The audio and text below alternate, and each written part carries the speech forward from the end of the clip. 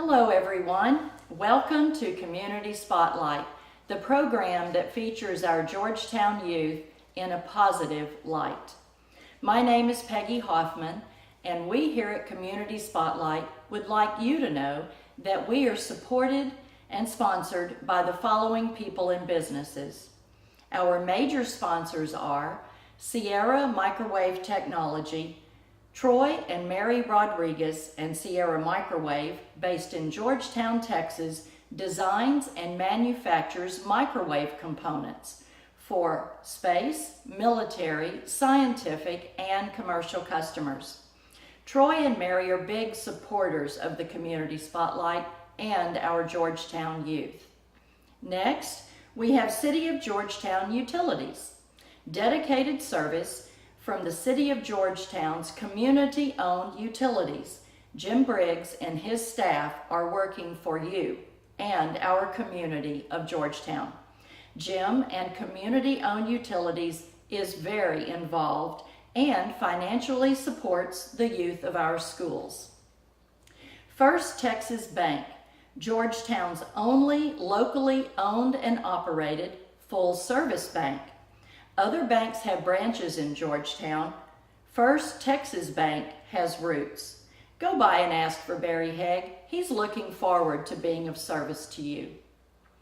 Thank you to the above companies for their financial support every year to keep our community spotlight shining brightly for our youth.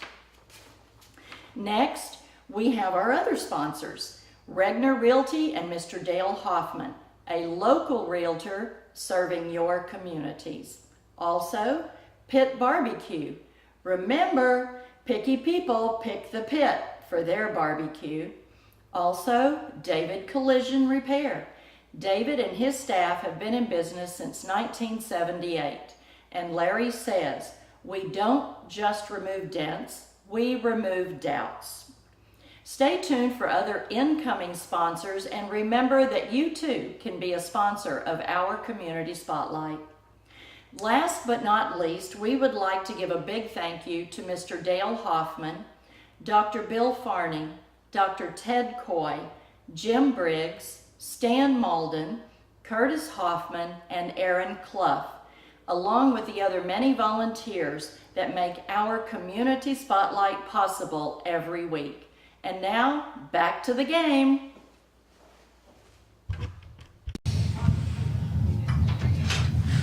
Welcome to Birkelbeck Field as we get started for the Eastview Patriots versus the Weiss Wolves. And we are right here at kickoff as Patriots just kicked off, received about the 7-yard line, trying to make it back over to the center, and attacked and driven down by the Patriot defense on about the 14-yard line there. Tonight I'll be having Dr. Bill Farney with me. My name's Ty Gibson, and we're gonna do our best, Bill, and see what we can do here to get this game covered for him. Well, Ty, thank you. It's good to have you. Someone like you who does so much for the community and has been and will continue to do. This is an important game for both teams. The Eastview Patriots, I think, are 3-4 for the year, aren't they? Yes, they are. They are. And to keep playoff hopes alive and working, they need to beat the Wolves tonight. All right. The Wolves get out with a quick pass out to the left, met immediately by the defense of Eastview. Cameron Ruffin on the tackle there for the Patriots. You won't play. You go ahead. I'll do the play. Okay. Second down is attempted, gets a little territory outside and runs out to within 3 yards of first down. That was a good tackle there by Eastview. The running back there got out, just about got around the corner, but the defense kind of sucked it up and got him out of bounds. Brings up 3rd and 2.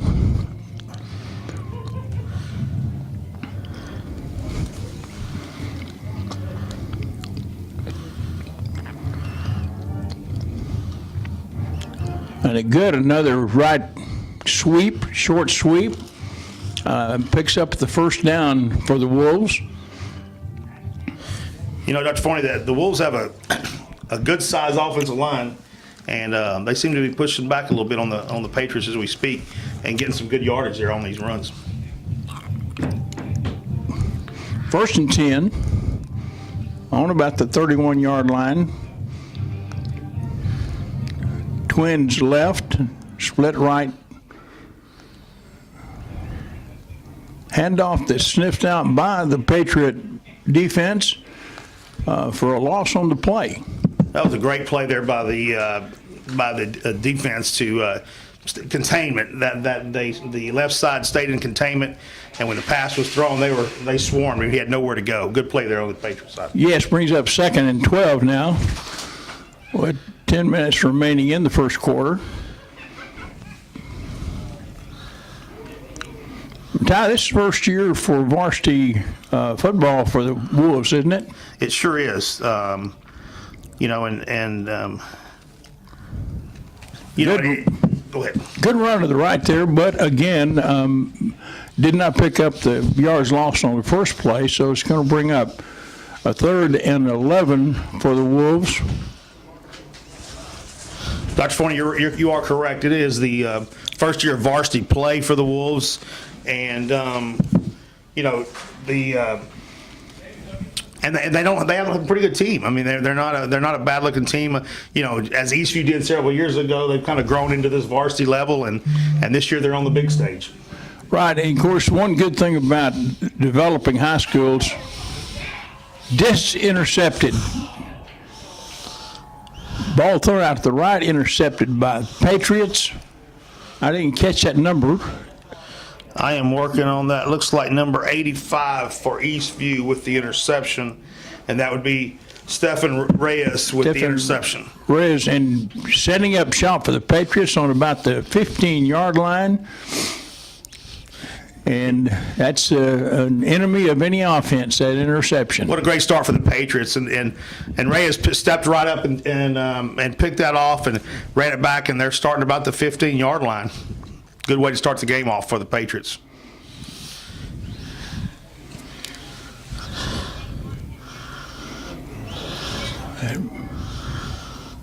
Hester into the line and did not make it back to the line of scrimmage on that one. 2nd and 11 for the Patriots.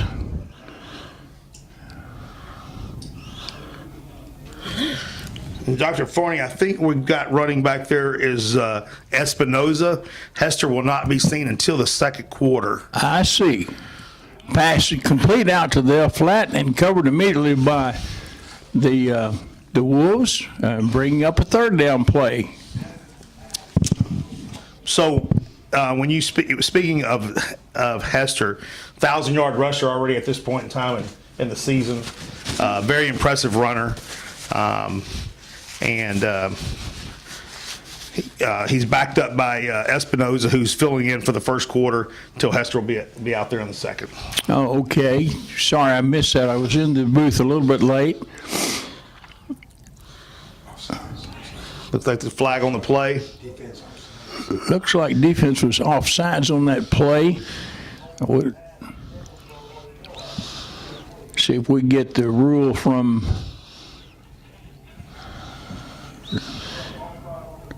offsides on the defense. That's makes it a little easier conversion try for the Patriots.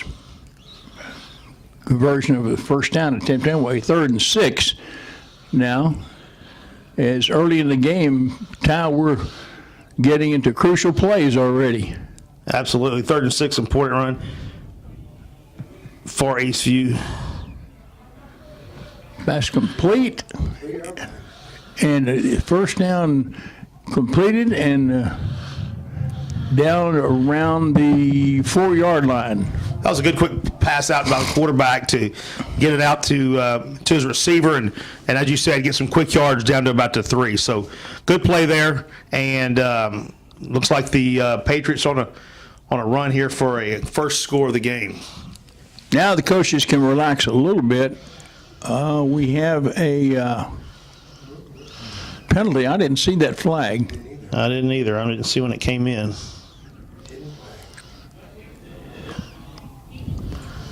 It is backing up the Patriots.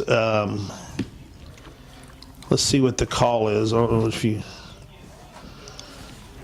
They've put them back to the 15. Kind of had to be a holding call of some kind. Looks like a 10-yard penalty, so we're back to... No, it's a 5-yard penalty. It's 3rd and 10. 3rd and 10. Some kind of procedure penalty, I guess, Ty. It looks like Back to pass. And a touchdown. That was a great play there by the offensive line to give the quarterback time to make the pass and complete it over to Carlos Ochoa for the touchdown for the Patriots. One of the Patriots' leading receivers for the year, and well executed. Little hook pattern into the middle of the end zone, and try for extra point by Heinstein is up. And good. And the Patriots jump out with 7:46 remaining in the first quarter to a 7-0 lead over the Wolves. You know, that was an impressive play there by, as I was mentioning, I've got to give the offensive line some credit for the Patriots. It gave the quarterback time to set up, give the play time to develop, get the receiver open, and it made a strong pass for the touchdown. And well executed by the Patriots, and with the results of a touchdown. So great job on defense getting the turnover and turning it into 7 points. So here we are with 7:46 left in the first. The Patriots jump out to a quick lead of 7-0.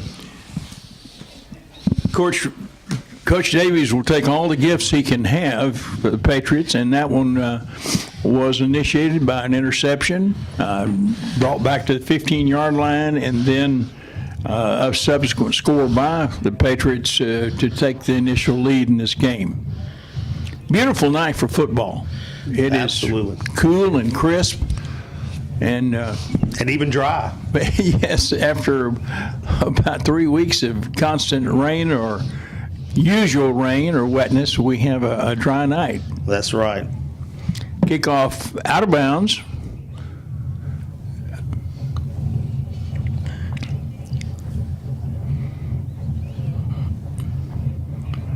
Wolves will take over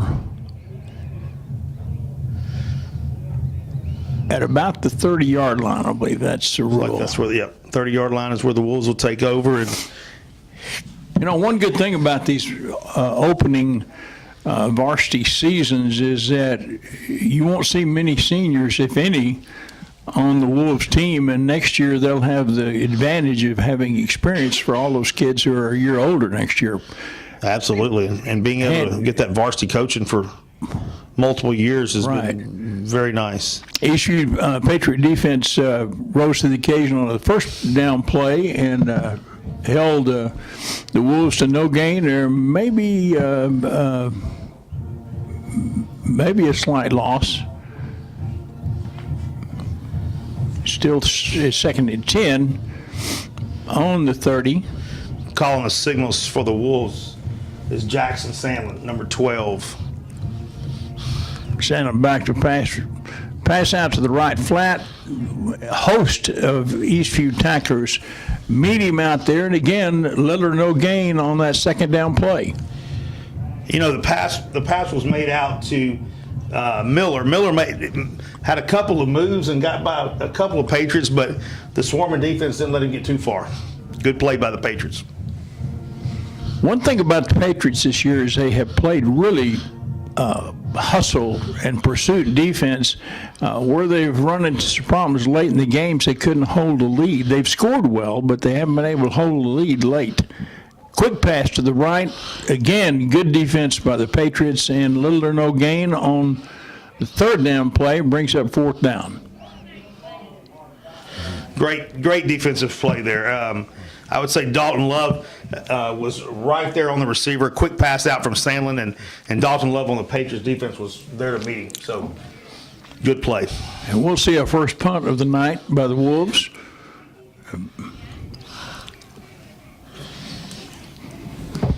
Isaiah Quentin Jackson back deep for the Patriots to receive the punt. One of the few sophomores on the Patriots squad. Punt With a is lot of off. talent. And received about the 30-yard line and returning, coming back and tackled around the 38-yard line, 39-yard line by the Wolves as the Patriots will set up shop for their second possession. As Davies sends his team back out, again, pretty impressive early on here for the Patriots. Early turnover, get back out on defense and force the punt. And here we are starting the second series. So good execution right now for the Patriots.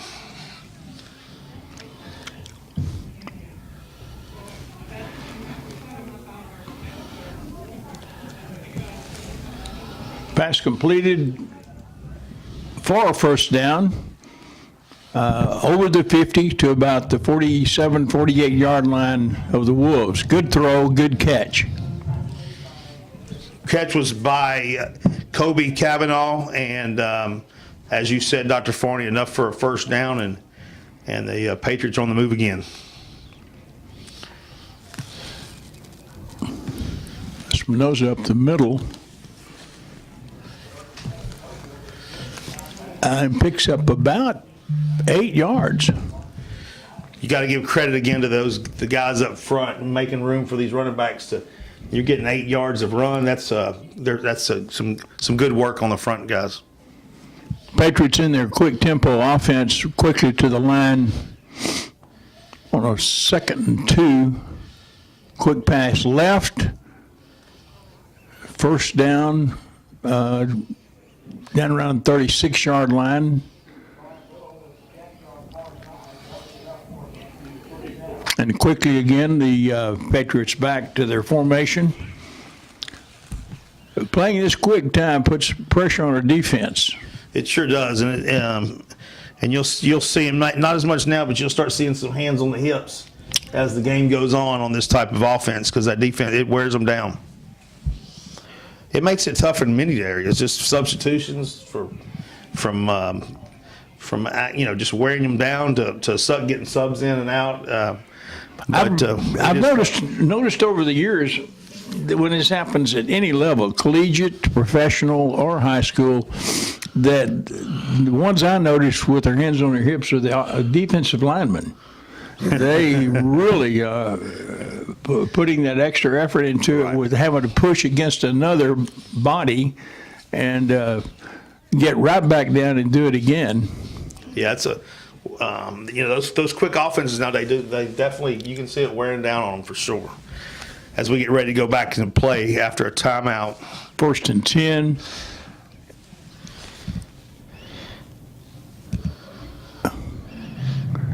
Quick run up the middle by the Patriots, picked up a couple, 2 or 3 yards, down around the 32. It looks like Davies has got his sophomore running back in there now at this point. Isaiah Quentin Jackson is getting some playing time at the running back spot.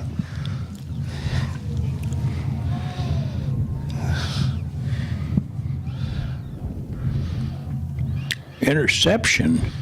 That was quick throw. Looked like it was overthrown there, Dr. Forney, and good leap and catch by the defender. And you're right, it's a turnover, and it will be the Wolves' balls on about the 20-yard line. Well, as my grandmother used to say, turnabout's fair play. Interception for the Wolves after they had one stolen from them by an interception in their first drive. So they'll take over on about the 20-yard line on that excellent defensive play, overthrow by the Patriots.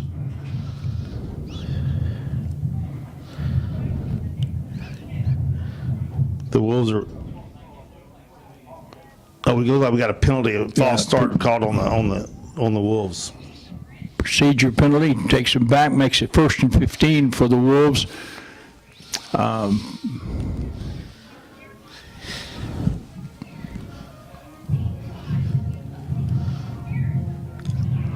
Quick to the right side and burst of speed as it cuts back, and we're down around the 34-yard line on a quick hitting play.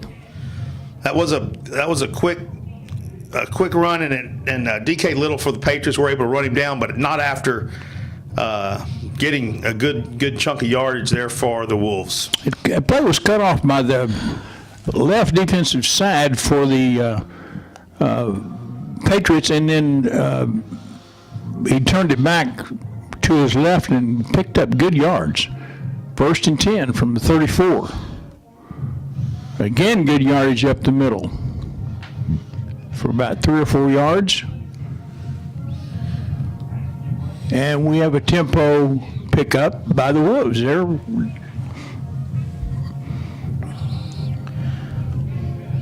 last couple plays is our tackles have been by our defensive backs, and which is not a good sign when your defensive backs are having to make the tackles. out formation, split receivers right and left, quick handoff. Maybe gains a yard or two right up the middle.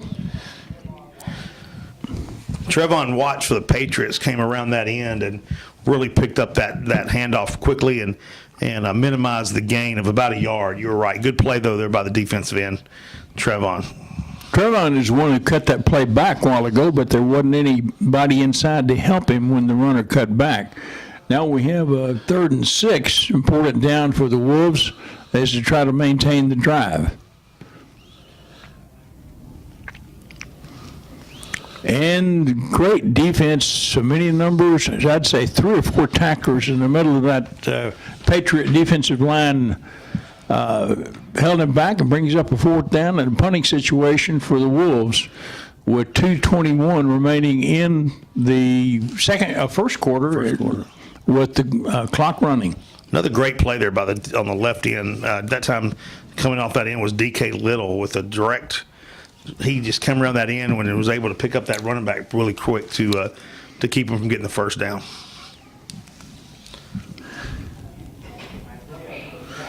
Isaiah Quentin Jackson back for the punt. Was lucky to get that off.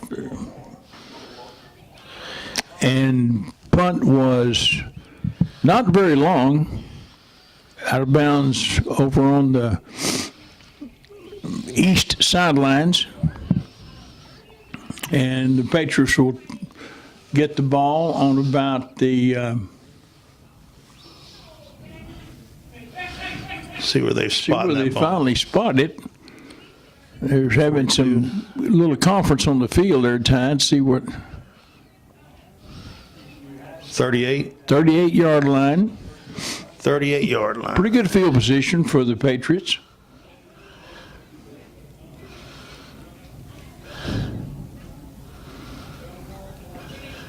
And a long developing play there maybe yields a slight gain for the Patriots.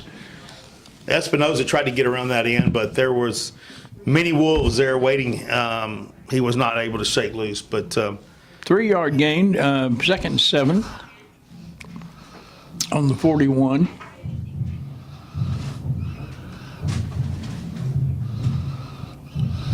Tap the quarterback in the pass. Oh, what a catch. And a great catch. number 5.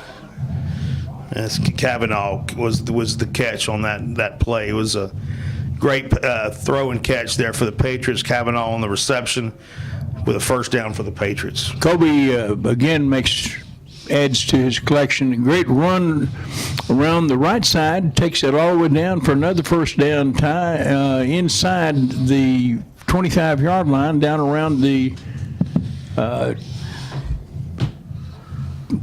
24 as Patriots quickly made the play and took advantage of defense not quite ready. Drake Rodriguez on that right tackle made a good block there for Espinoza to get that run in, but good blocking up front there.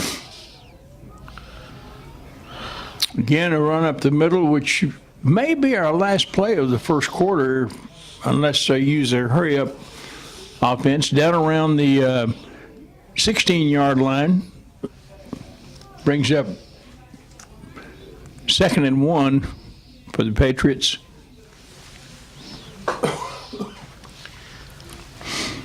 As the clock ticks out, first we got about 5 seconds left. And roll it on into the second quarter. After the first quarter of play, though, Dr. Forney, we've got a 7-0 lead by the Eastview Patriots and a good drive working for them. Right. In threatening again into the red zone and leading 7-0 here at Georgetown ISD Buckleback Field in this district contest between the Weiss Wolves and the Eastview Patriots. You know, you mentioned earlier about the Patriots coming into this game with a 3-4 record, and you know the defeats not being by teams that are that bad. We've got Eastview got beat by the Round Rock Westwood. They got beat by Canyon, Brenham, and Leander Glen. So with the new district shakeup, those are the teams that Eastview's had trouble with this year. But tonight they look like they got a good product on the field and they're moving the ball. Well, they got two district losses, but we have to remind our watchers that there are 4 teams that go out of this district, and this is the first year that the University Interscholastic League has used a Division I and II method of lining up schools into districts. The way they did it before is Georgetown and the larger 5A schools were in districts with the smaller 5A schools, and at the end of the year, you qualified out by the top 4 teams, and the largest school went Division I, the smaller schools went II. Yeah. We have a play there and a loss. Handoff was to DK Little, but nowhere to go on that play. Good defensive play there by the Weiss. The blocking didn't develop on that one, so we're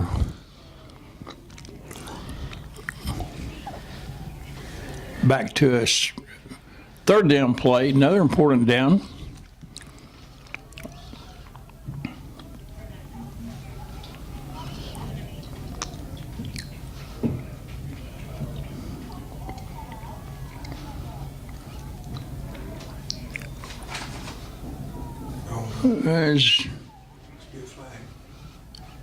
It looked like motion. No, it was a timeout called. Timeout on the field by the Patriots. Dr. Forney, as you talked a little bit about the UIL, how is that? Is that you said this year was the first year of this new change? Is that how that's right? What happened is they took all the 5A schools in the state, and there's some 230 or so, 240, and put the ones and took the midpoint of enrollment and took the lower half of enrollment schools and put them in districts together. And then the upper half of enrollment, the larger schools, put them in districts with just the larger schools in the district. Okay. Whereas before, if you were 5A, you could be smaller or larger enrollment. We got a good run going on there and a first down. And well, look who's back. Hester's back for the second quarter. Two flags. Got 2 flags. It seemed like they came in late, didn't they? He did, after the hit. He got up and That folks you just saw was number 10 Hester, who is, like I was saying earlier, is already a 1,000-yard rusher for the year. Yeah, one of the top, if not the top rusher in Central Texas in all classifications. Very exciting runner. And it looks like the walk-off is against the Patriots.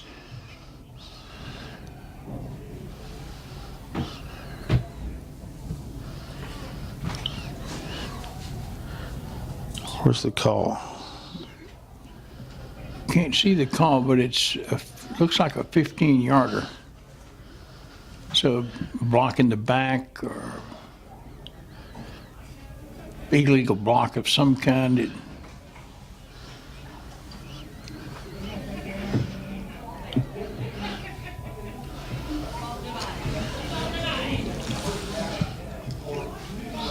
We're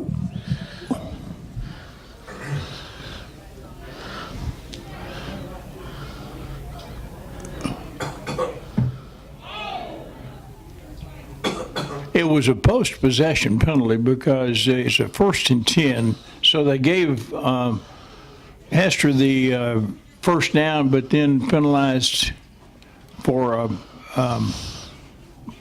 dead ball That ball foul, yeah. foul, and so it is first play a yard loss, and we'll line up again.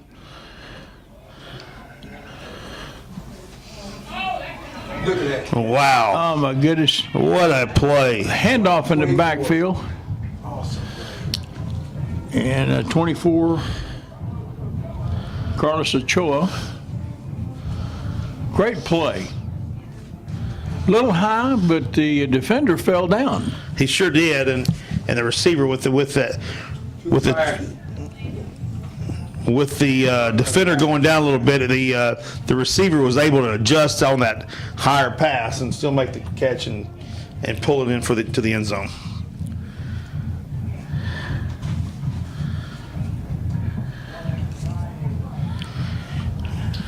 Snap is up. Good. I mean, good.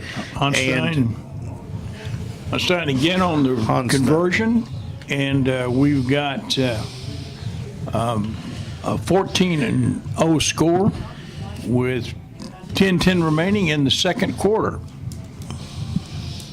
Well, they had to go a little further for that one. You know, Dr. Forney, with just that little bit of seeing of Hester in the lineup, it seems like the offense speeds up a little bit. He's quick coming out of that backfield, and it probably kind of shows why he's probably the leading rusher in Central Texas. He's quick and totes the ball pretty well. It looks like he kind of changed the pace there of the offense once he got on the field. I heard a defensive player from another school talking about him after one of the other games. He said, "Coach, I thought I had him, but he was too quick." He is very elusive and very fast straight ahead and very shifty, hard to tackle.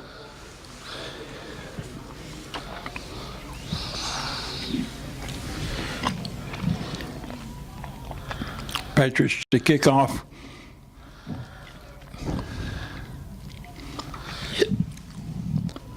Kickoff down to about the 1 yard line. Good kick by the Einstein. And a tackle made. Number 8. Good coverage down there too. Great coverage on the kickoff. D.K. Little making the tackle on that play and set up shop around the 15-yard line. Good kick and good coverage by the Patriots on that one.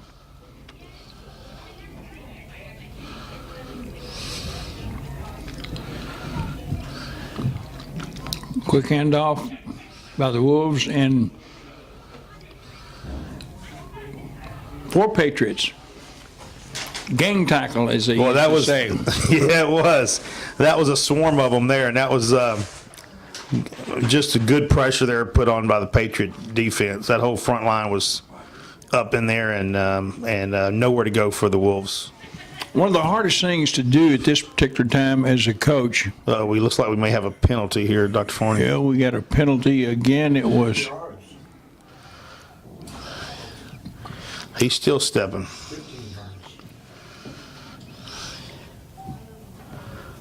I don't know where the call, I haven't seen the call, but it was against the Patriots. And a 15-yard penalty. You know what the officials are not doing tonight? They're not giving a good indication of what the penalty is. That's right. They're sure not. Low snap and maybe a loss on that one. You know, the play before Dr. Forney may have been that way. We can't hear it from up here, but they kept pushing back on that tackle. Maybe the whistle was blown and it was a late tackle. And that may have been what the call was. We can't hear that from here.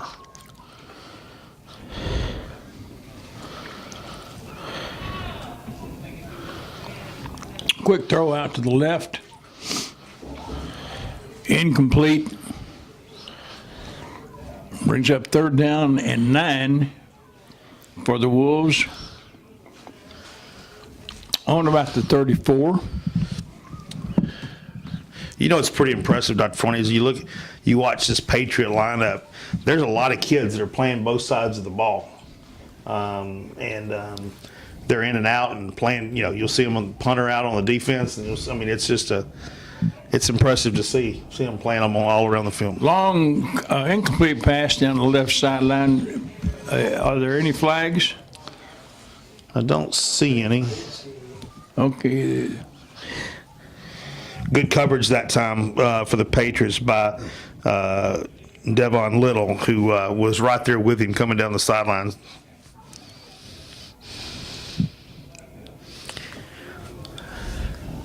Well, They're moving the chains. now I haven't moved the change yet. I don't know. It's A little confusion on the field as we sit and wait to see what they're. now they're moving the chains.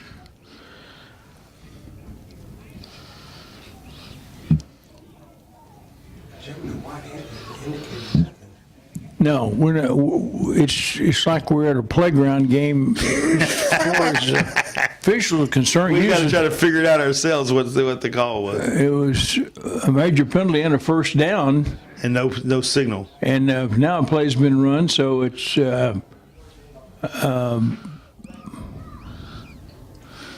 second and 7. Yeah, second and 7 tie, and we don't know what happened.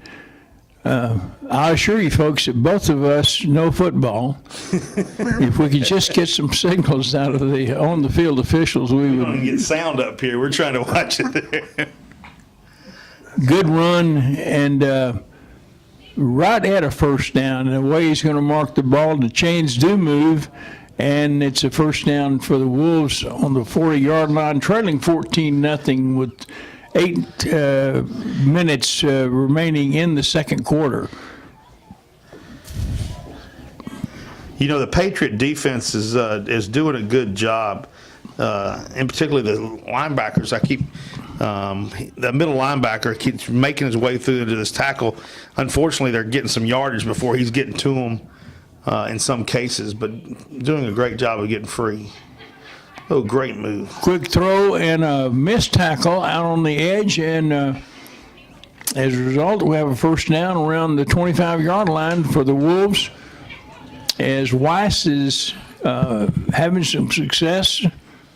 You know, that Kobe McCoy right there, the receiver on that, made an excellent move after the catch, and had a couple of the Patriots kind of lunging for him, which allowed him to get the extra yardage. The best catch of the night was the snap to the quarterback was high, and he got it and into his pass. That was a good save. Motion to the right, handoff quick up the middle, gain of about 2 yards to down around the 25-yard line. Good play there by Joey Gonzalez for the Patriots, getting in there and stopping up that play. This is where young teams have a hard time executing, is when they get into scoring territory, the defenses get a little tougher. So we've got a 2nd down play coming, 2nd and 8. Quick handoff up the middle, and he got his 1st down right up the middle. Who was that on the carry, Ty? It looked like it was number, you can forget, Six. number 6 was on the carry. Jason Askew. Askew. And that's going to bring up a 1st and 10 from the 15-yard line.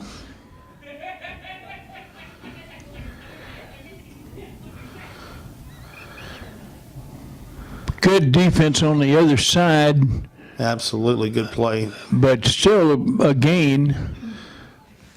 The defensive end corner turned the play in, and the runner got about 4 yards down around the 11-yard line.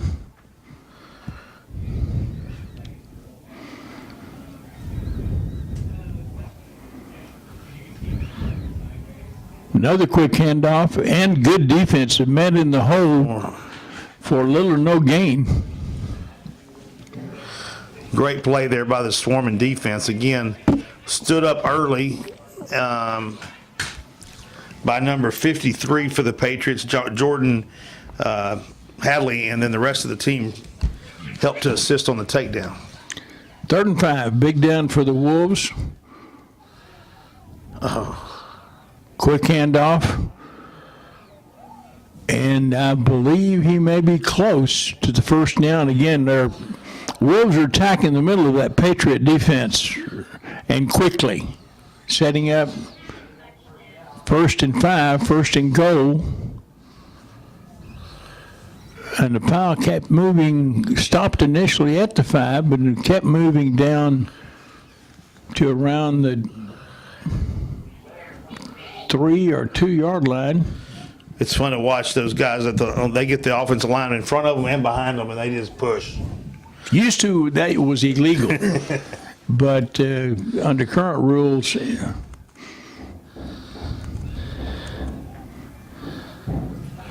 good defense. Stopped around the 1 yard line. But quickly, the Wolves are ready to go on the 1 yard line for a 3rd down play. And they'll challenge the Patriots for 1 yard right here.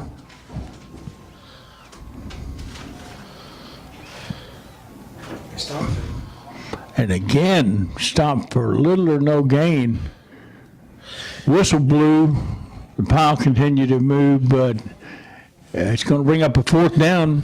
I'll tell you that running back for the Wolves, number 44, Lenz, is a big boy. He is a big boy. He's giving Eastview everything they want, but they are doing a great job on What's he? holding. 230? He's a big boy. As my kids used to say when I coached, says, Coach, he's large. He is large. He's tall, too. He's probably about 6'1", 6'2". Yeah, big guy. But with the swarming defense, they've been able to push him back. Looks like they've made a decision to try to go for the field goal here. Well, Or is it timeout? It's a timeout, yeah, and timeout. 4th down play, and They won't talk again, about it. 4th and less than a yard, and we have a timeout by the Weiss Wolves, and leaving 2 timeouts left for the first half for both teams. At this point, Coach Altman for the Wolves is probably giving them a good motivational speech right now. Guys, we're this close. We have to win the offensive line and get 1 yard over. I can only imagine hearing that motivational talk over there on the sideline. Well, it's a good question. What do? You have a first-year varsity program. You have 4th down and 1. Do you come up with 3, or do you go for the touchdown to cut the lead in half? Only a coach knows the success rate of his kicker. And Here we go. we're going to go for it.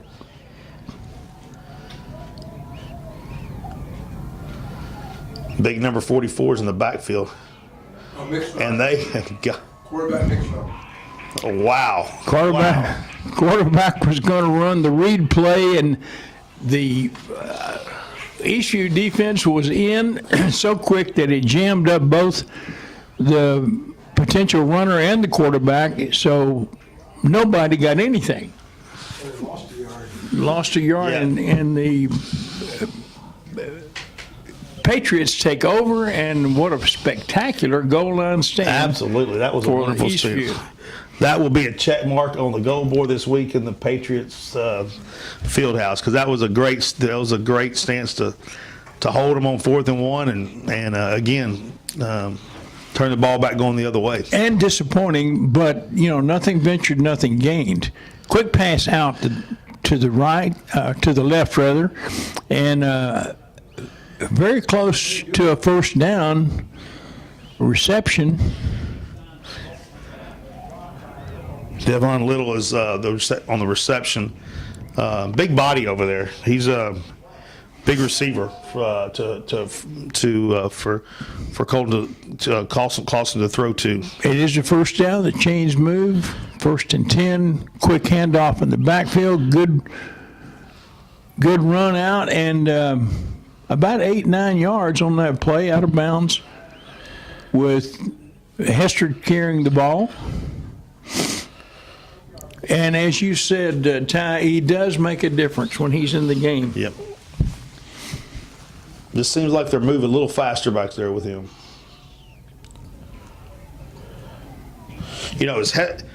Hester also has an older brother that was quite the athlete, I think, at Eastview, wasn't he? Yes, he was.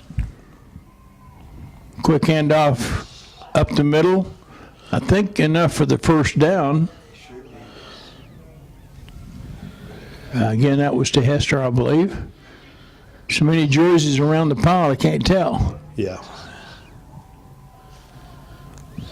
Clock stopped for the chains to move, and it will begin on the ready, and it has started. Eastview wanted to get another score on the board before the half.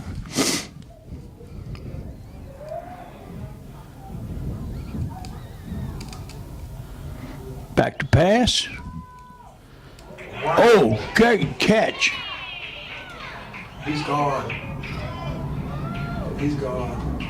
That was a great, Awesome play. great. That catch. was a beautiful play.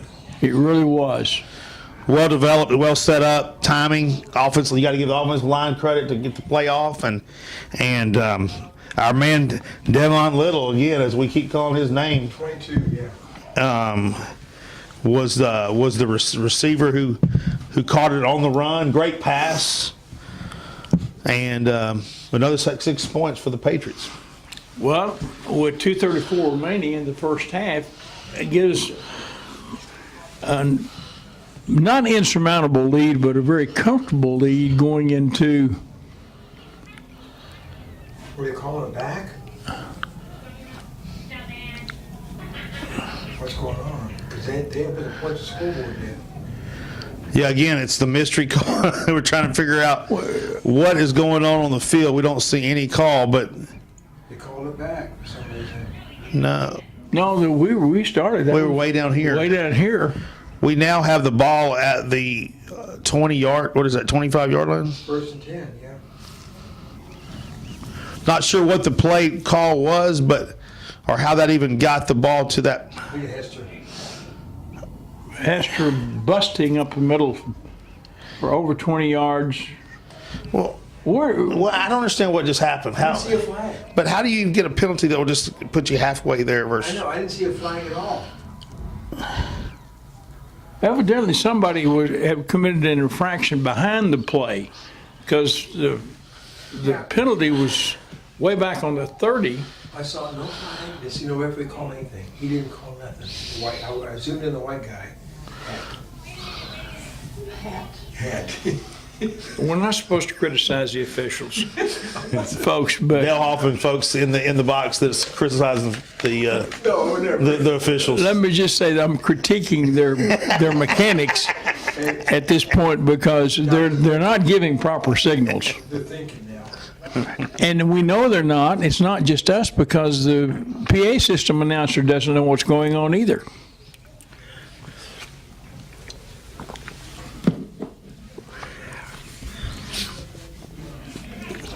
We'll try to get some clarification at the half on what that penalty They was. shook hands, 2 refs. With the coach or? No, 2 refs shook hands. Oh, okay. White hat and black hat.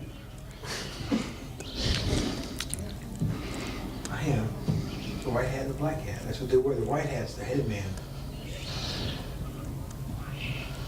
Well, That kind of was a busted play, it looked like there, but I'm not must sure. have attempted to throw it, brought it back down, and was sacked. Okay. It's like Chris Moore. Well, we were up here celebrating a touchdown for Patriots, and there was a penalty being assessed. Now we've got a great run by Hester up the middle to around the inside the 10-yard line, and Almost. we have 8-yard line. out almost in the end zone, inside the 1-foot line.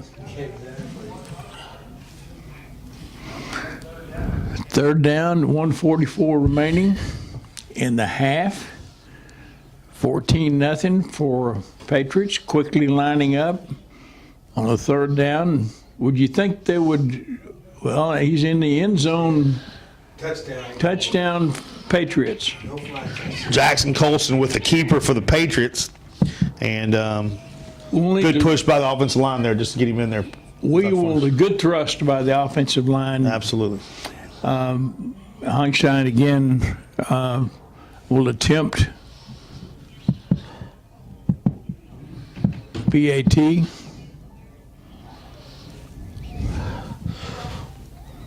Honstein, another younger brother of a past Patriot, correct? Right. I think he's a current field goal kicker for Sam Houston State. Mm-hmm.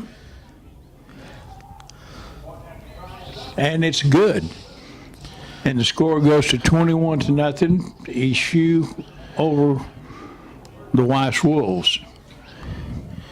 Just for your info, Georgetown beat Maine at 14-7.5.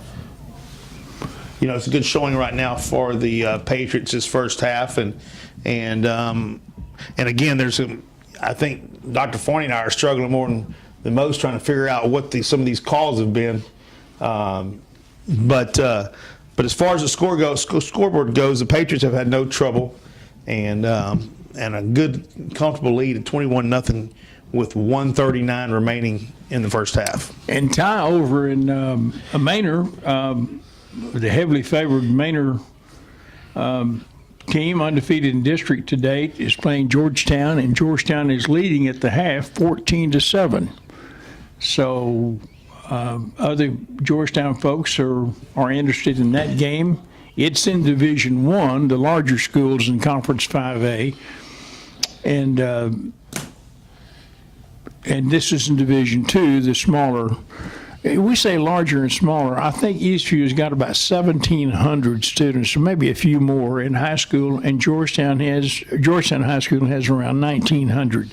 So there's not that much difference when you get that many kids, but still it's enough to where Eastview is in Division II and Georgetown's in Division I, the larger division. Kickoff, Hunstein. At the goal line, over. In the end zone, which will come back out.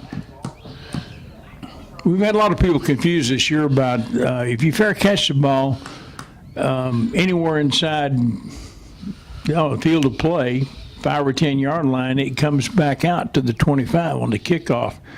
And that's the safety rule that was put in.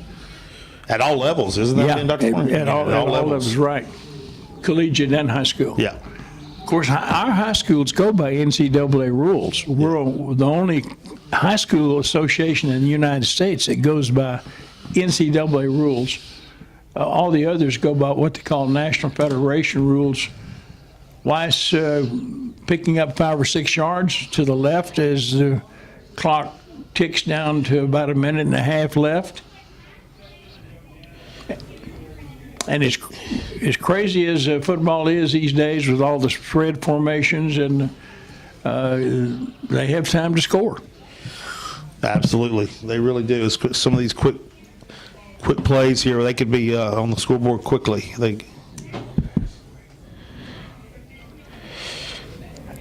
I've been really impressed with the defense, the Patriots swarming defense. Very rarely do you see one guy making a tackle. It's multiple players every play. A couple of quick hitting plays into the line brings up 3rd and 3. Clock ticking inside of 40 seconds now.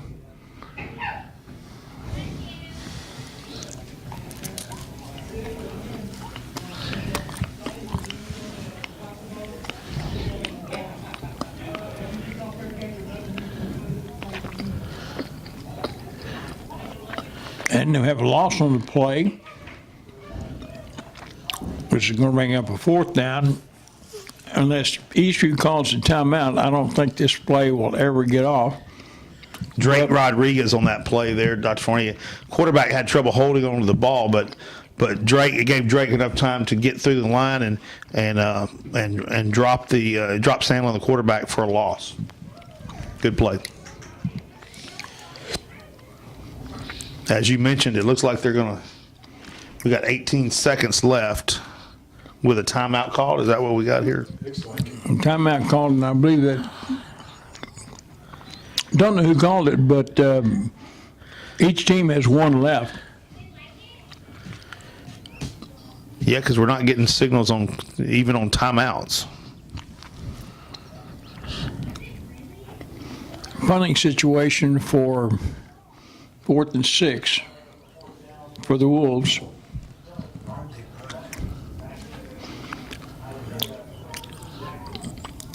Isaiah Quentin Jackson back deep to receive the punt. Punts off. And very effective because it hits and rolls and takes time off the clock all the way down to 5 seconds. This is Hester time for with one play left, or they can kneel on it and let's get to the halftime and get ready for the second.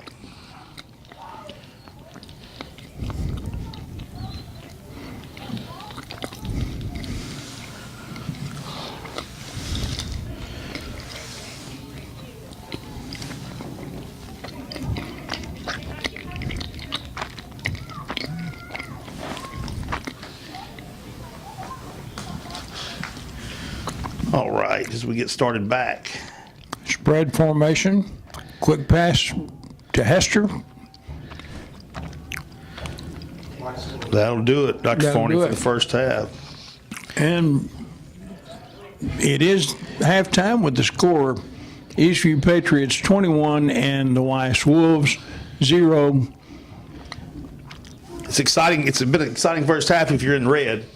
And I'm sure I'd love to hear some of the conversations in the locker room at halftime on the other side. But 21, like you mentioned earlier, Dr. Forney, is a good lead, but it's not a lead that you can sit back on and not come out ready to play the second half. As my old coach used to say, if they scored 21 this half, we can score 21 the second half. That's right. All right. We'll see you back after half. Hello everyone. Welcome to Community Spotlight, the program that features our Georgetown youth in a positive light. My name is Peggy Hoffman, and we here at Community Spotlight would like you to know that we are supported and sponsored by the following people and businesses. Our major sponsors are Sierra Microwave Technology, Troy and Mary Rodriguez and Sierra Microwave, based in Georgetown, Texas, designs and manufactures microwave components for space, military, scientific, and commercial customers. Troy and Mary are big supporters of the Community Spotlight and our Georgetown youth. Next, we have City of Georgetown Utilities, dedicated service from the City of Georgetown's community-owned utilities. Jim Briggs and his staff are working for you and our community of Georgetown. Jim and community-owned utilities is very involved and financially supports the youth of our schools. First Texas Bank, Georgetown's only locally owned and operated full-service bank. Other banks have branches in Georgetown. First Texas Bank has roots. Go by and ask for Barry Haig. He's looking forward to being of service to you. Thank you to the above companies for their financial support every year to keep our community spotlight shining brightly for our youth. Next, we have our other sponsors, Regner Realty and Mr. Dale Hoffman, a local realtor serving your communities. Also, Pit Barbecue. Remember, picky people pick the pit for their barbecue. Also, David Collision Repair. David and his staff have been in business since 1978. And Larry says, we don't just remove dents, we remove doubts. Stay tuned for other incoming sponsors and remember that you too can be a sponsor of our Community Spotlight. Last but not least, we would like to give a big thank you to Mr. Dale Hoffman, Dr. Bill Farney, Dr. Ted Coy, Jim Briggs, Stan Malden, Curtis Hoffman, and Aaron Clough, along with the other many volunteers that make our Community Spotlight possible every week. And now, back to the game. We're back in this 13 5A district contest between the Weiss Wolves and the Eastview Patriots. And at least the Patriots, we know, have a chance to make the playoffs. Weiss kickoff is down and fielded and brought out to about the 36 or 7 yard line. Ochoa on the return. All right, as we get started for the second half, it's 21-0. Again, as we talked there towards the end of the first, great showing for the Patriots. I'm sure Coach Davies and staff is proud of the boys for the first half, but as we said, 21 is not enough to sit back on your hands. So let's see if they're ready to come out and play the second half. Eastview sets up, hands the ball right straight up the middle, and I believe it is Hester. It is. All the way to the end zone, touchdown, Eastview. That's a heck of a kid. Is it? Yeah. All right, so I guess they are coming out to play the second half. Well, I didn't notice any taunting at that point. He was too busy running. Hester with an impressive run. As we talked about earlier, Dr. Forney, he's quick he's quick off the line, and he's impactful, and he's got some speed. So great run by Hester to put 6 more points on the board. Einstein attempting a kick. It's up.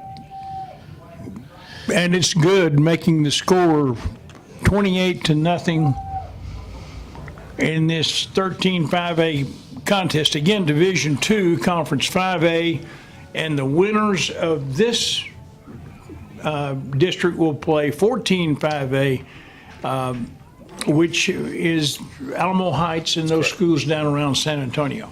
Bernie, Champion, and those guys that Right. play. Yeah. Which is not an easy by district. No, Those it's are some not. good teams down there. Excellent teams. Well, what a great night for Eastview football. Again, you can see the impact from Hester coming in the lineup. First quarter was not bad, but without Hester, it is a different offense. We did get some clarification on the touchdown play earlier. The touchdown catch by Little that was called back. The ruling of taunting is not allowed in high school football, and there was a point where I think Little maybe had looked back and kind of did a little bit of taunting. So that's why the play was called back, where Dr. Floyd and I were trying to figure out what happened. But we did get some clarification on that. And so that was what the deal was there. Well, Ty, it was important to know that nobody else knew what had happened either. kick off down to retrieves on about the 7-yard line and run back to about the 20. Don't know exactly where we went out of bounds. Looks like to be around 19-yard line, where the Weiss Wolves will set up shop for their first possession of the second half.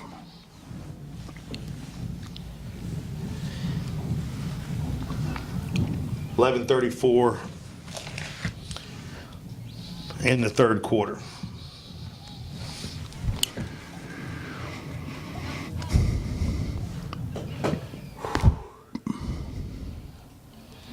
Jet sweep, picks up about 4 yards.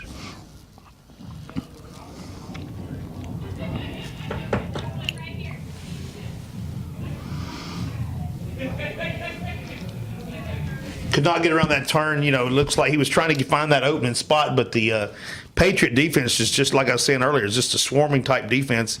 Did not allow any gaps there for him to shoot.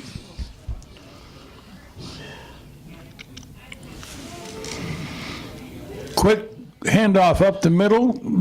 Don't think he made the first down. Of course, the push of the pile may have gotten it. Don't know where the whistle was there, but They give it to him. they gave him a first down. Moving the chain. Wish it helps.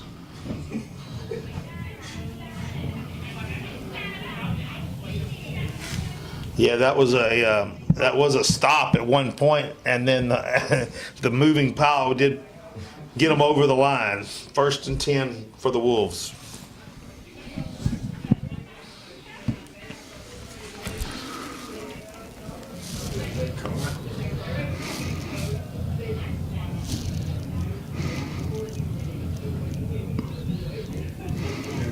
Reyes with a quick tackle. Wow. There was movement in the interior line, but I don't see a flag. So it must have not have encroached. I thought I saw movement both the offense and the defense at that particular time. Reyes just, quick off the line. Just made, almost took the handoff. He was there with them right at the point of handoff. Pass is thrown, completion, but not enough for the first down. We'll bring up a third down. They end about 7. Yep. Third and about 5.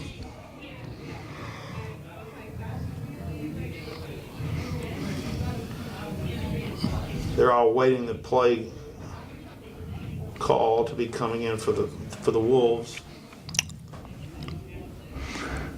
You know, that Patriot defensive line is quick. Yes. They are quick off that line. It's very impressive. Screen pass, inside screen, and a first down for the Wolves. Nope, they didn't give it to him. No, they're Sorry, they're just a little shy. Our cameraman, Mr. Hoffman, thought he saw a first down there, but officials didn't agree with him. 4th and 1, a punt is coming.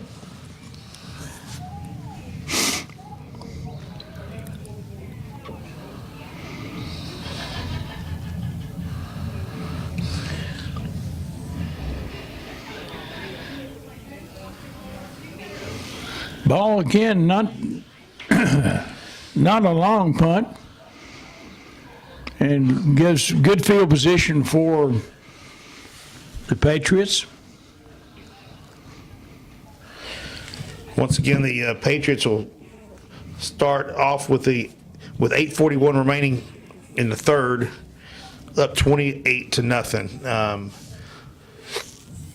Good. Once again, a good showing out there again for the defense and getting the ball back in the offensive hands and letting them continue to put points on the board.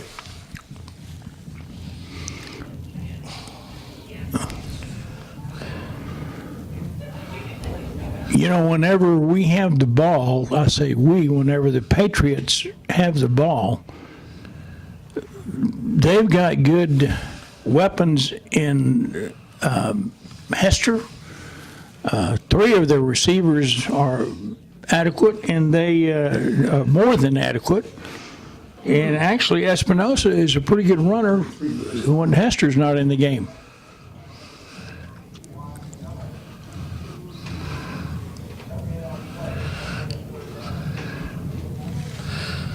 You know, when we played ball back in the dark ages, the quarterback called the plays on the field. And someone asked me one time why he called us. I said, well, he's a sophomore. He's got 2 more years left, and I got a 1-year contract, so let him call the plays. Yeah.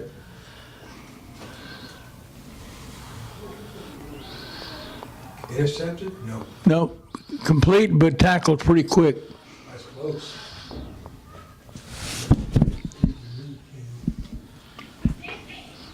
$7:35 remaining. 4th down for the Patriots, and the punting team is on the field. Not the best showing there for the Patriots offensively. Kind of they sputtered a little bit with the offense, but not to worry. The defense will hopefully get them back out there with another shot at it. Ball hits the ground and is going to be down to about the 21, 22-yard line, where the Weiss Wolves will take over, trailing 28-0 in this District 13 5A contest. The Patriots have an opportunity with the games remaining to get into the playoffs.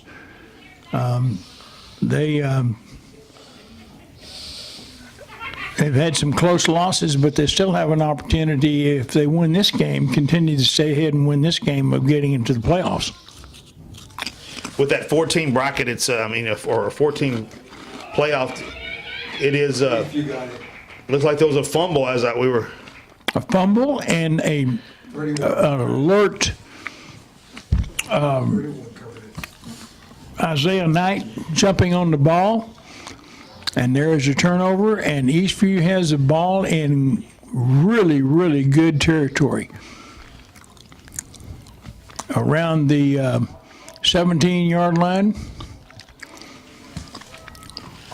And this reminds me of the first series tie when there was an interception and Georgetown got Eastview got the ball on the 15-yard line. That's right. Reverse. Touchdown. Touchdown on a reverse. Number 8. That was a handoff to Hester going to the left side, and then pitching back over to number 8, DK Little, to come back on a reverse for the touchdown. Runs the score to 34-0 with Honstein attempting the PAT, and 7 minutes remaining in the third quarter. The window is not closed, but it's closing. Yes.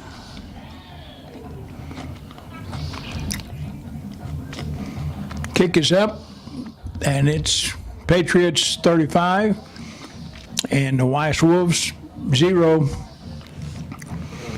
And it's getting to be that time of the game to where the Wolves need to try to put something on the board to have any kind of opportunity to be back in this game.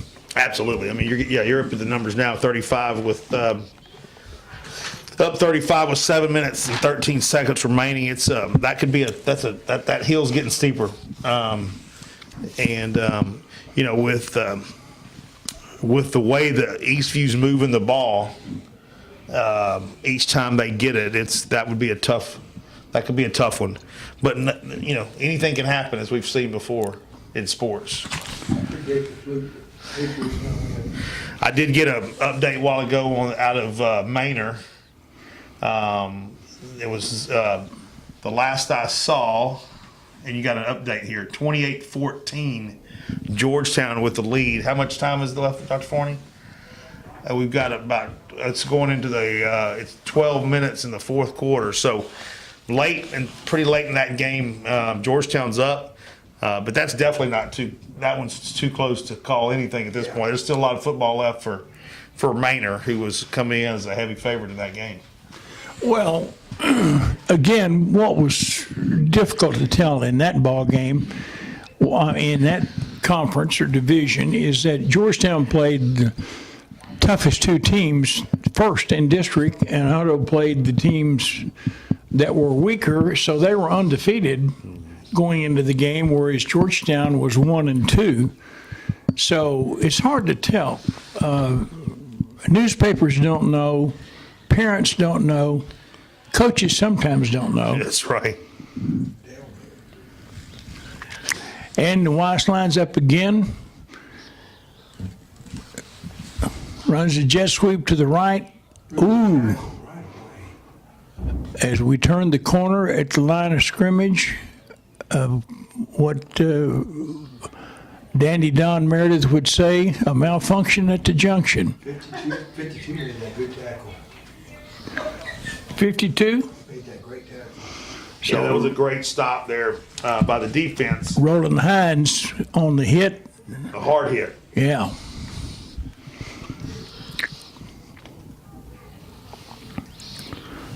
Read play. Quarterback gives about 2 or 3 yard gain.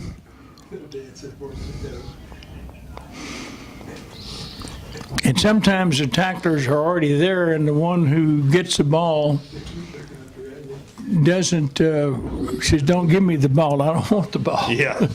I already. That was about a 2 or 3 yard gain there.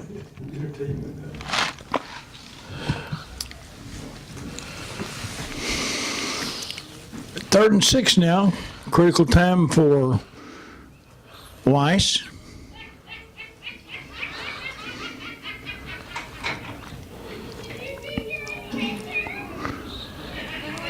Reed in a pass.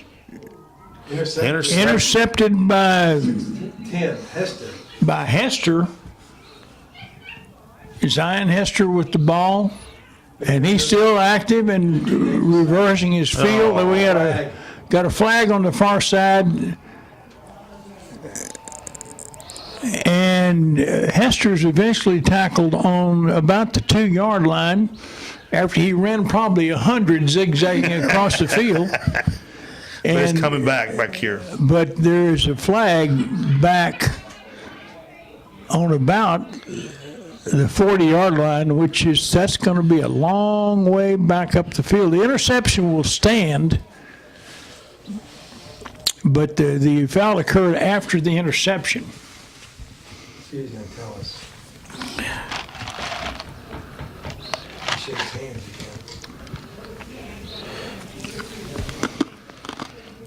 can. Waiting on the signals from the refs to see.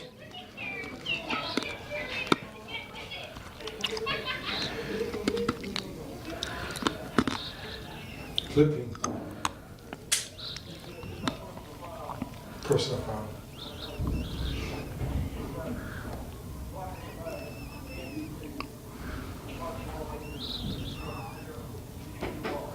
One in the back, 2 fouls. So it looked like there was 2 penalties on the play. So on the same team? It looked like it. Yeah. As you said, the interception will stand. They're just moving the ball back.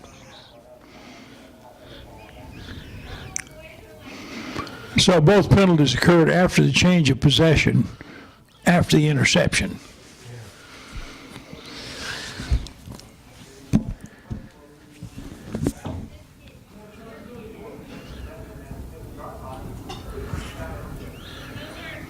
Davies is questioning something about the call. I think he's questioning where the spot is, but it occurred about the 40 and they're on the midfield, so that's a 10 yard penalty. They've been assessed one of those penalties. He's coming back to talk to us.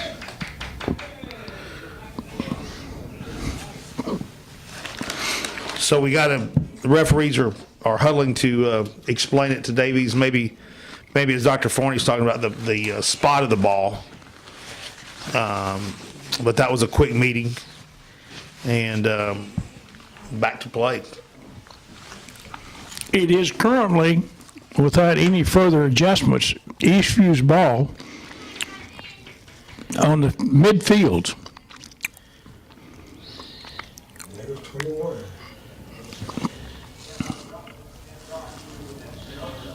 Espinoza again. Jordan with the ball. And looks like no gain. Again, quickly, the Patriots to the line. He's running the wrong way. Yeah, well, loss on the play there. It's going to bring up a third and long.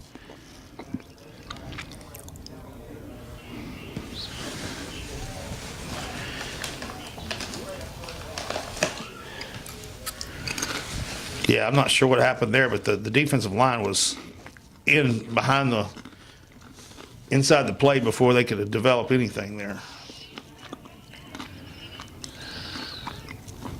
3rd and 9. Trip receivers on the right side, single split receiver on the left side, back to pass.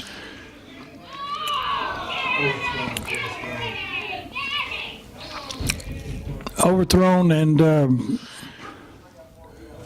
it's 4th down for the Eastview Patriots on a rare possession where they give up the ball. The pass was intended for Mays. Colson was just not able to complete, but as you were saying, the 4th down, and we'll be doing some punting here for the Patriots.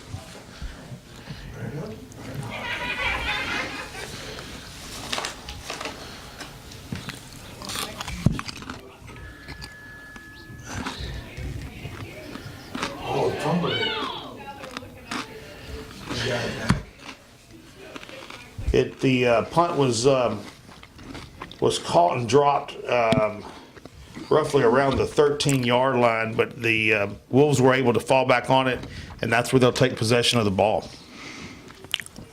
That's where the old humble broadcasters in my youth would say, Kern Tips and Stan McKenzie, thimble, thimble, who's got the thimble?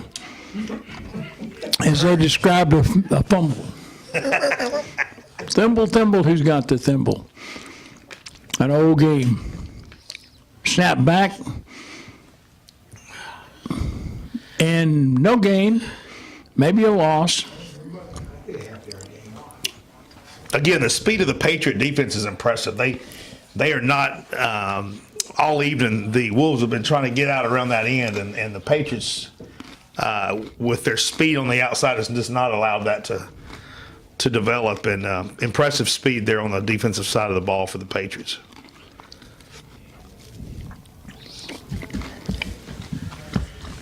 Second and 9. And Ty, the Wolves don't seem like they can get anything going. A pass to the right, sprinting out, giving actually a couple of options. He can hand the ball to the trailing back, or he can pass the ball to the receiver, or he can run himself. Yeah, that pass there was just not a real good pass. It was, if he would have caught it, he would have been out of bounds when he caught the ball. It was just thrown too far out. 3rd and 9. Looking to pass. No receivers. Had a receiver open, but the ball was not there.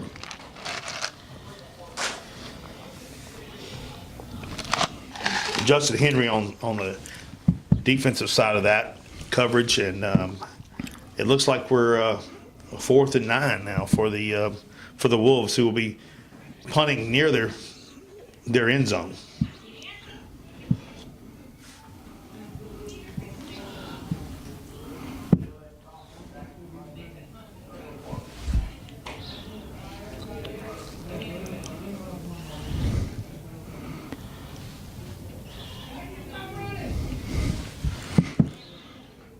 good punt and a good roll, and attempting to retrieve it, go out of bounds on about the 39, 38-yard line. And the Patriots will take over. That was an excellent punt. Put it down there around the, 30, you said 39? Yeah. Basically, he punted from about the, inside the 5-yard line. Yeah. So excellent punt there by the Wolves. Patriots offense comes back out with 3:07 to see if they can get the offense, keep moving.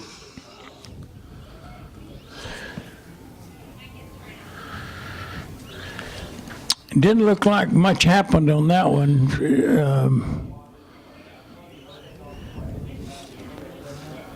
For those interested in the Georgetown game in the other division over at Manor, it's 6:31 to go in the fourth quarter, with the Georgetown leading 28-14 over the Manor Mustangs. Again, a lot can still happen in that game.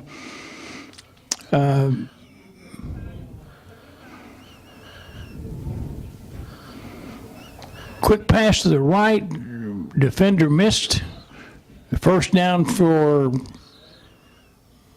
Eastview Patriots as they cross the 50. Not quite. It's 3rd and 1. Devon Little was on the reception of that play.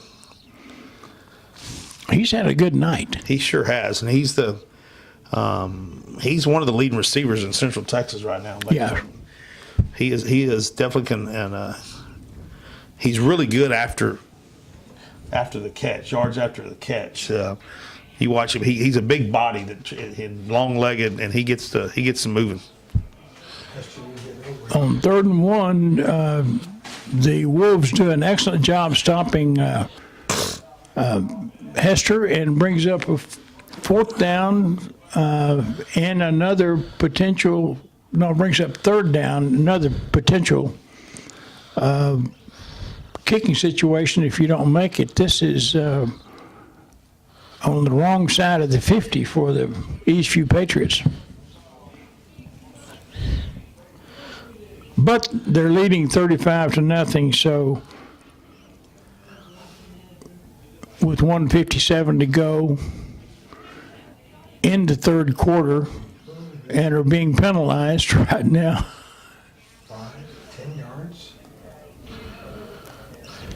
15 yards? 15 yards for what?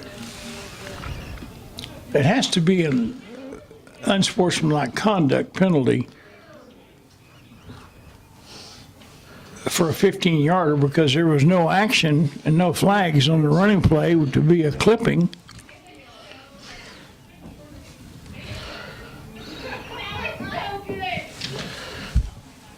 3rd and 17 for the Patriots. Very confusing how much of what this call was again. Well, and what makes it more confusing is you might could hear the PA announcer explain it, but he doesn't know either. And the referees are huddled out there. I'm not sure they know. So as we await them to decide, it looks like we will continue to play with the ball moved back 15 yards. 3rd and 17. And Give the ball ahead and then 15 yards back.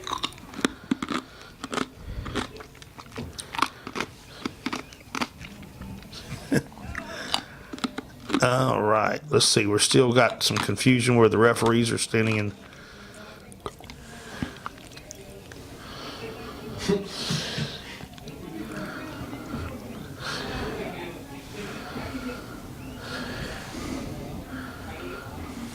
So what just happened? It went to 4th down. Did we do anything? No, what is going on? Well, I initially said 4th down. Well, it's the 3rd, but maybe it was. Is it a loss of? If No, if you have an unsportsmanlike penalty, it shouldn't be a loss of down. Oh, man, almost blocked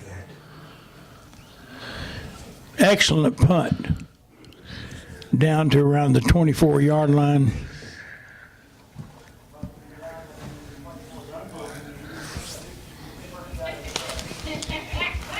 All right. Well, as the guessing game still continues, which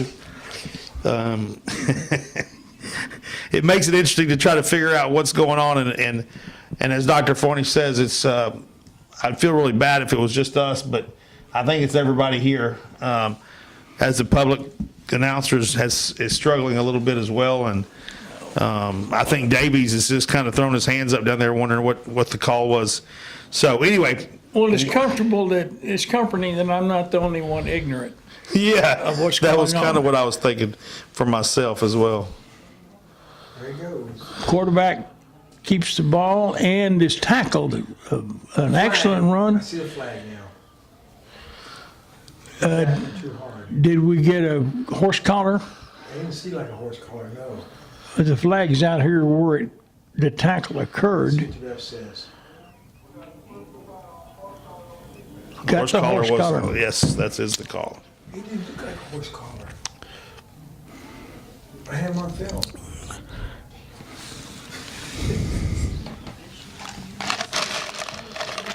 We've got a minute 22. The call is on the horse collar penalty as the Patriots were called for that one. Once again, moving the ball up to about where are we at, Dr. Forney? Well, 15-yard penalty tacked on to the end of the run takes it down to around the 47-yard line. And the handoff quickly inside.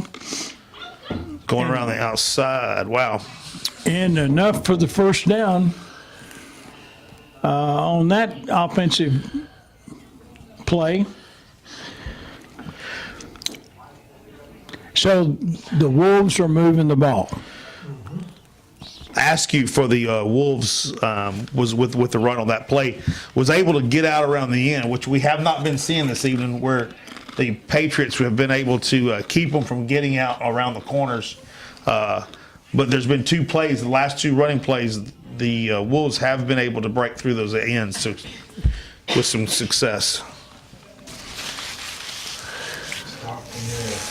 Right. Good defensive play there for the Patriots. I will give number 26, Justin Henry, the credit on that defensive play, and then followed up by a couple of others, but Henry with the lead on that. Well, when they make yardage around ends, that means that we haven't defended the perimeter. That pass was almost intercepted. It was tipped by Brady Fry. So we're up to a 3rd and 10 right now.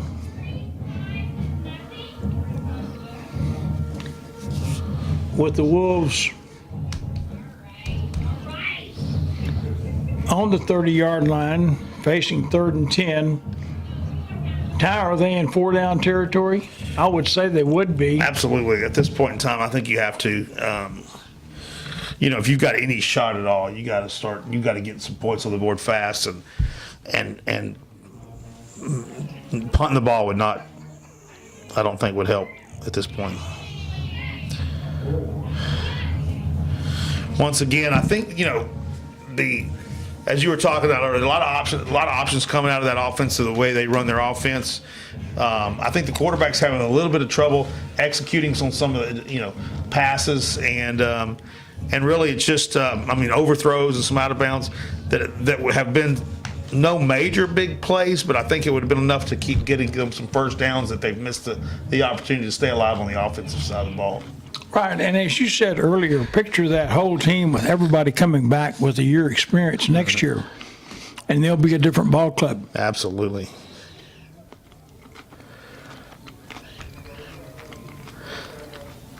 Dr. Forney, you can remember, and I never really had been around a team or that kind of went through this new school. But we watched Eastview go through this same exact program when they were a young first-year varsity team.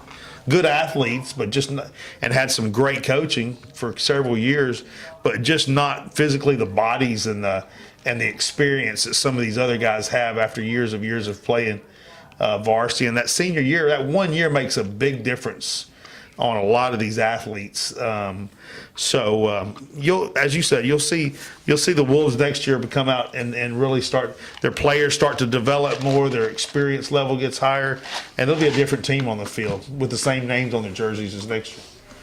Exactly. And the other thing too, boys mature from a freshman year to a senior year physically, and you may have somebody 135 pounds, 5'7" as a freshman, and as a senior, they're 6'2" and 190. A lot of growth in there between the 13th year and the 16th, 17th, and 18th year. Right, absolutely. And, then I used to watch with some disappointment.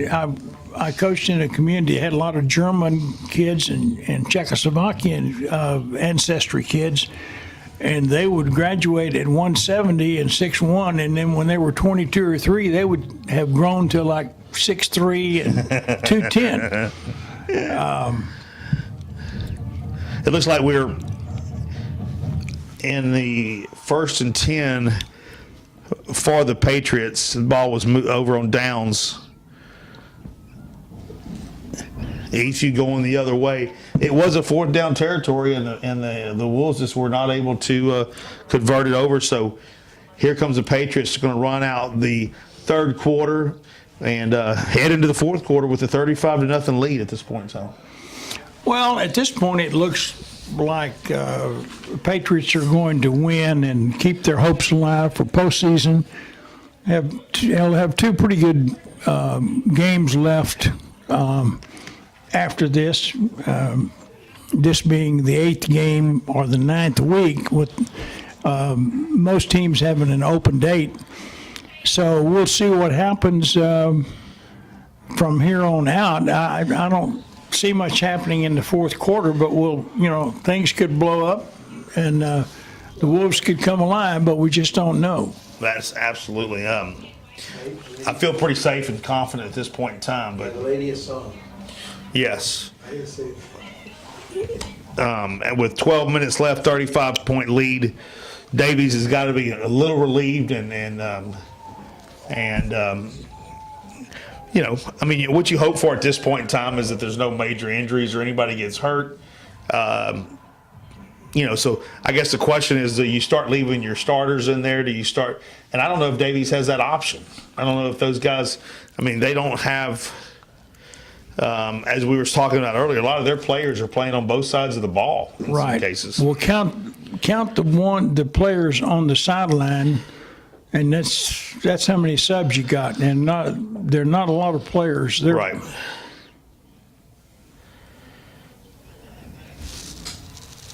I was checking on that game over on the Division I, and I've got a 0-0 in the 4th quarter with the score 28-14, but I don't see any. 11:34 and ticking the Patriots with a 3rd and 4 run here. good catch. Good catch, good throw out to around the 45-yard line. 14 made that catch. Good catch by Harris. Caden Harris.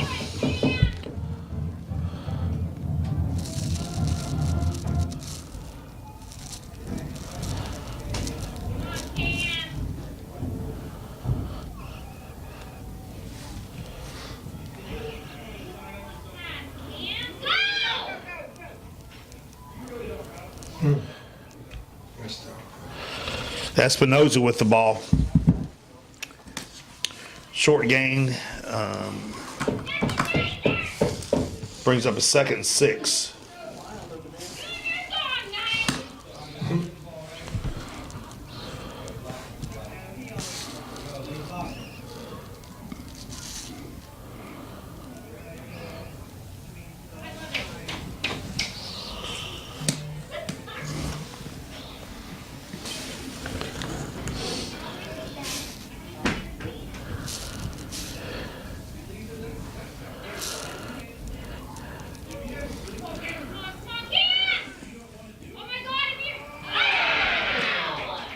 Ball hung up a little bit there, a long pass to intended receiver on about the 30-yard line, and flicked away by the defense at the last moment. Caden Harris was the intended receiver there. Like you said, hung up a little long, but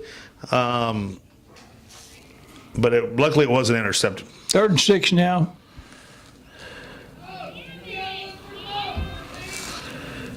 And incomplete pass. 4th and 6 with clock rolling to under 10 minutes.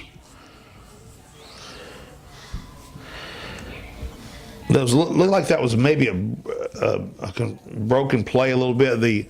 I don't think the receivers were even looking up at that point in time, but the pass was thrown and the receivers were not looking for it. So anyway, with a 35-point lead, you don't worry about those as much. No, that's right.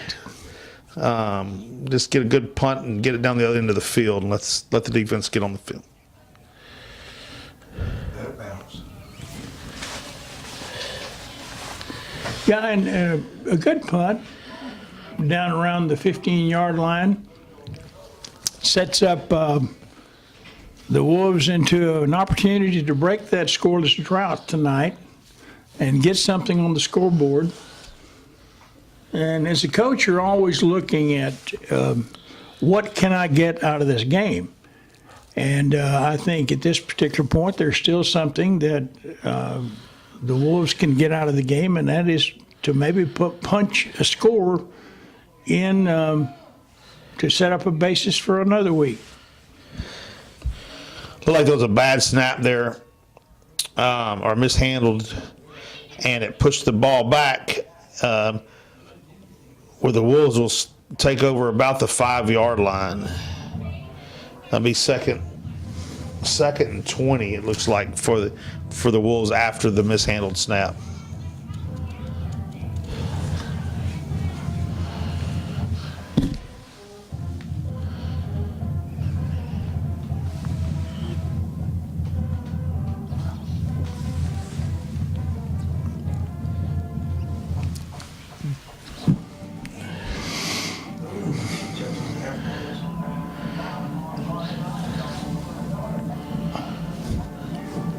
They got out to the right side a little bit, short gain, but not near enough. It'll bring up a 3rd and 12. Actually, it was about an 8-yard gain. 3rd and 12 for the Wolves. And Tal, almost a new team on the field for the Patriots. So we don't know whether we're giving the starters a little break.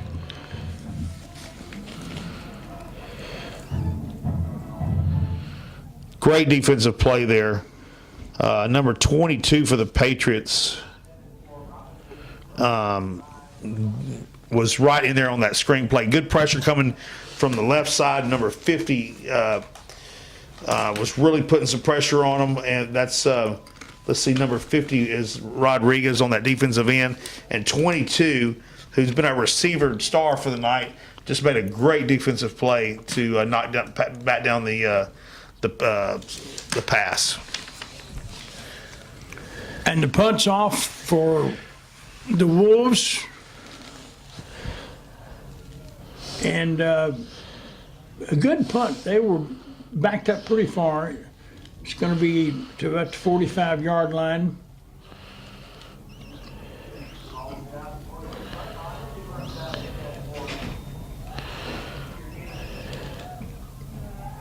Actually, I think it's marked about the 47.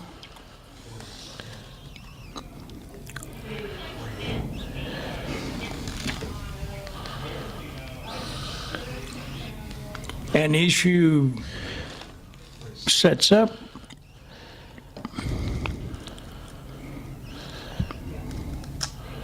That's history. Hester quickly hits the line, and how quickly he does hit the line. Sticks move. New quarterback in there for the Patriots is number 16, Cameron Ruffin. Ruffin now in at QB for the Patriots. Cameron listed as a senior.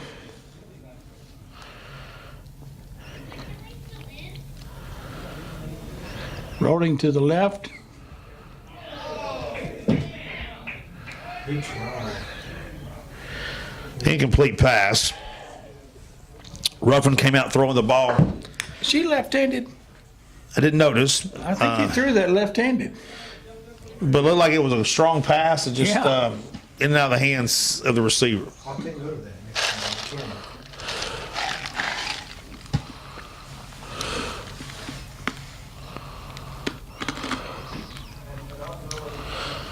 Espinoza on the carry.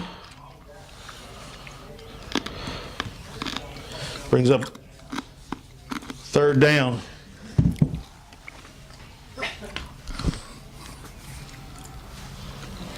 Third and 5.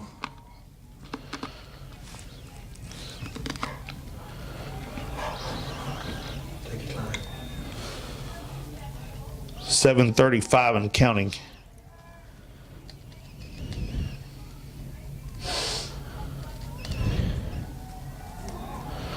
Pass completed to the left. And wrestled out of bounds around the 6 or 7 yard line. And there's a flag on the play.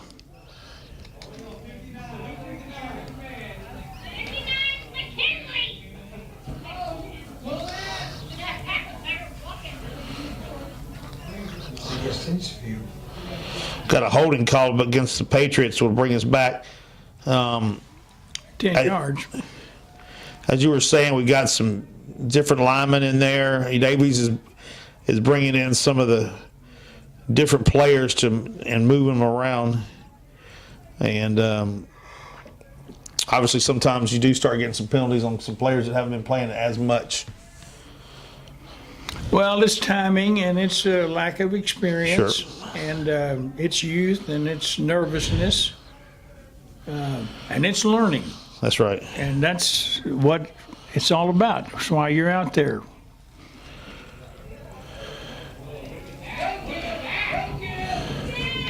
Face mask gets up. He grabbed his face and I saw it. Did they flag it Yep, Yeah. he did. at the end of the run? During a run. No, during a run. Yeah, there was a flag thrown right there towards the end of the play. It looks like they're probably gonna. Face mask. I'd see that face mask. I hope, but Pulled in.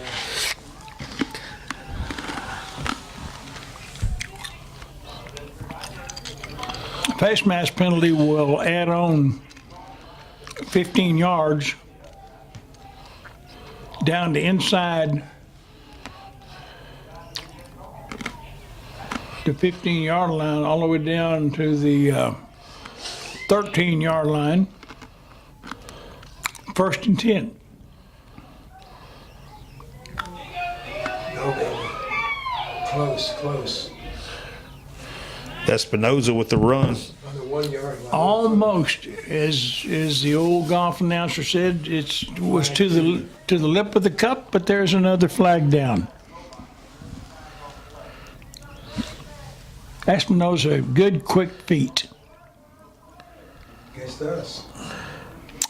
and penalty against the Patriots.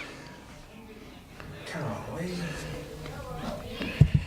A lot of penalties being called in the game, and I'm sure that's something that, even though we do have our, some different players in there, that is important to make sure that Davies will be working on that on Monday. You can bet that because obviously if this team gets to play in the playoffs, they're going to have to see some of these guys. They're going to have to be seeing some playing time.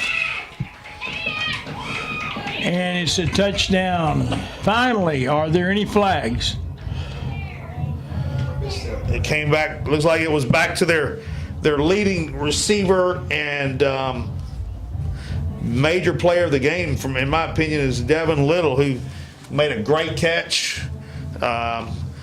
Good throw up there by Cameron Ruffin, and the Patriots put 6 more on the board.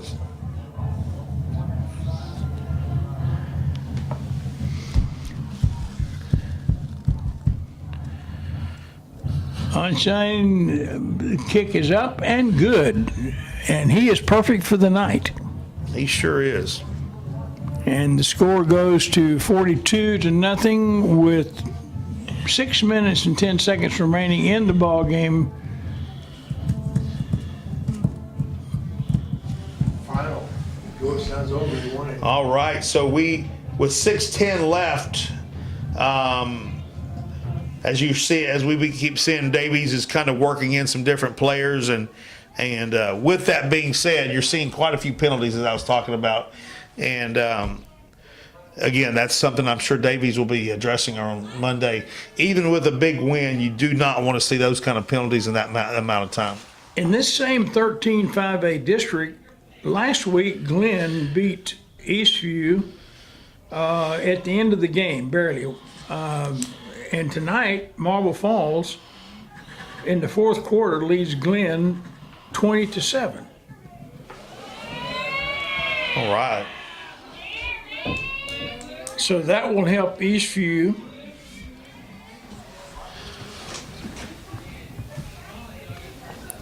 As the Patriots line up for the kickoff, Holstein will be doing the kicking for the Patriots.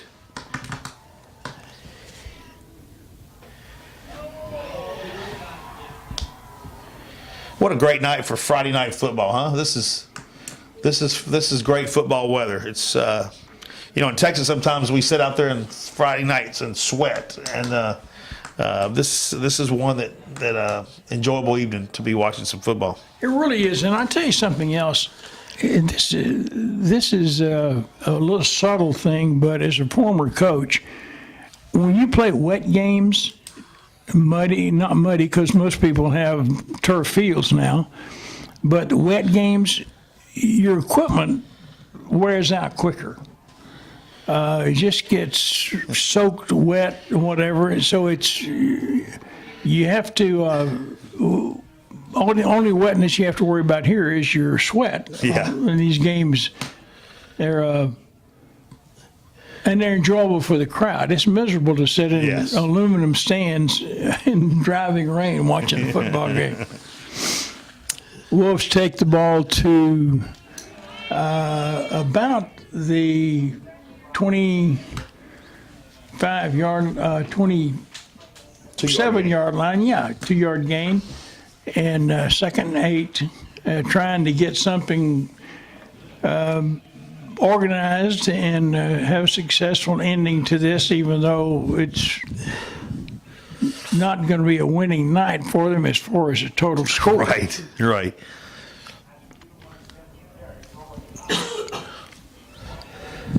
Again, we've got the defense out there. They do have some different folks in the line, which is good. Davies is being able to see some of the Ben Simmons and the Roland Hines, and some of these guys are getting a little bit more playing time up on the front line, and doing a good job too.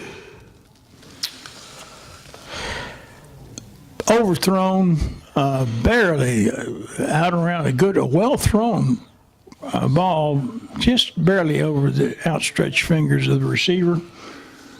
Brings up 4th and 7 with 4:57 to go in the game. So one of the things we were just talking about, Dr. Forney, was our field goal kicker was a defender on that play right there of Einstein? on the corner. Great defensive coverage by our field goal kicker.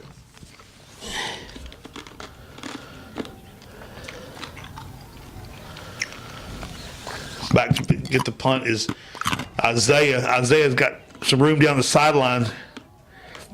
Knocked out of bounds about the 45.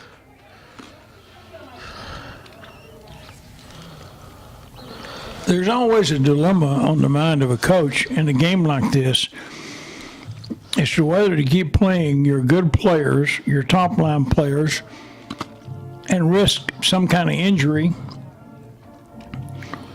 or whether to bring your younger players up and let them play and end up having a game kind of like we have with a lot of penalties and a lot of mistakes. But what a great time to get some of these guys some playing time, some true game time experience. I'm sure coaches look for these opportunities sometime to get some of these kids out there.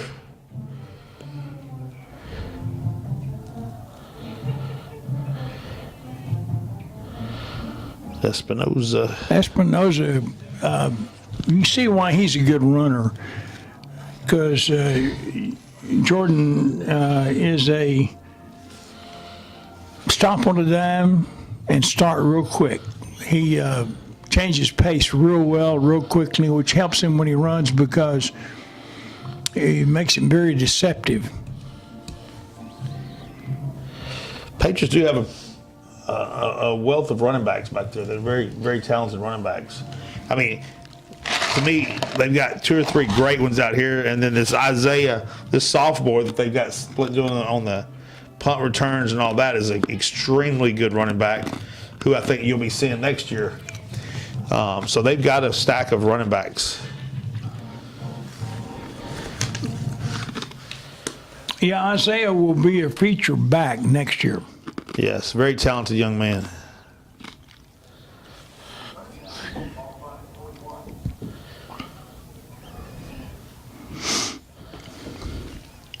Isaiah's name sounds like a lawyer firm. Isaiah Quentin Jackson. Yes.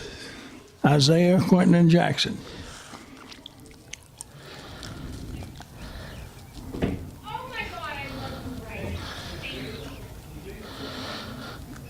Handoff.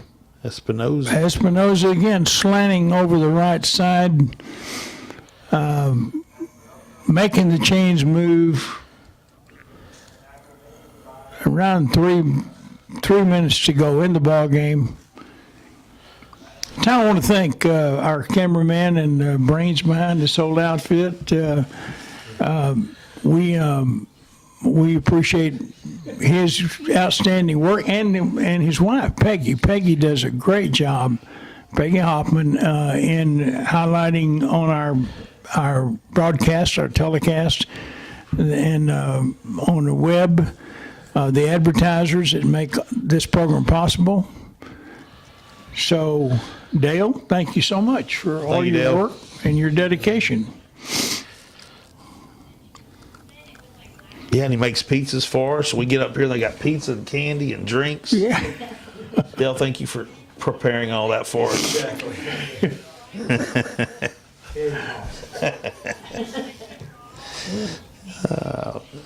2:05 remaining in the game as the second and third for the Patriots as we are doing a slow, steady offensive possession back down to hopefully to score some more points.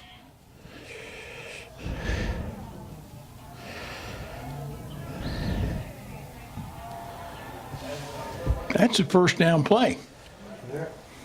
A first down, rather. The clock's going 140, 140, both.